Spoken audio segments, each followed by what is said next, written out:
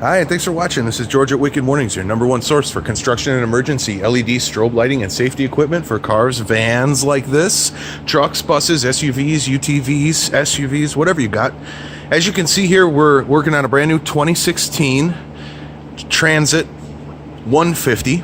This is the smaller version of the Transit van, the, I guess, first level of tradesman other than the really little minivan one. This is the Transit 150.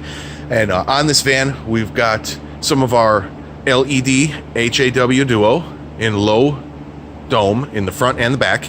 We've also got some of our Thin-X TIR in amber. This van's all amber because it does work on public roadways, and we want to be completely legal with this one. So we're 100% amber. We also added LED headlights to this build as well. So as you can see there, we've got a nice crisp white LED headlight. This particular van does require a CAN bus, otherwise it will give you a headlight error. So for this one, you're going to be wanting to pick up the H11 CAN bus or error-free headlight set. Some of the cars you can get away with just switching them. Some of them throw a dashboard error. This one, if you don't put in the correct headlight, will dashboard message and tell you that you have a headlight bulb out. There you can see those headlights a little bit better. And we did in fact do the high beams also. As you can see there, we've got the LED high beams as well. I believe that that is 9005 or an H10, but double check for sure.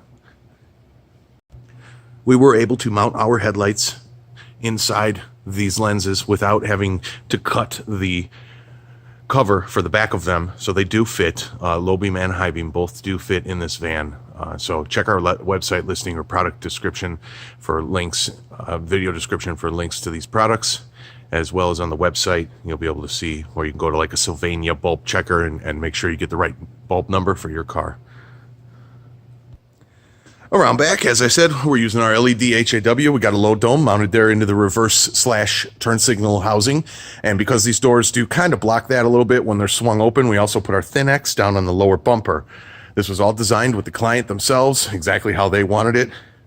We're debating adding a 23-inch mini LED light bar to the roof, but for now, we've got this nice alternation going in our Thin-X TIRs down low. And here you can see how well those Thin-X's are doing down low there, a little bit farther away. Once again, thanks for watching Wicked Warnings. We're your #1 source for construction and emergency strobe lighting and safety equipment.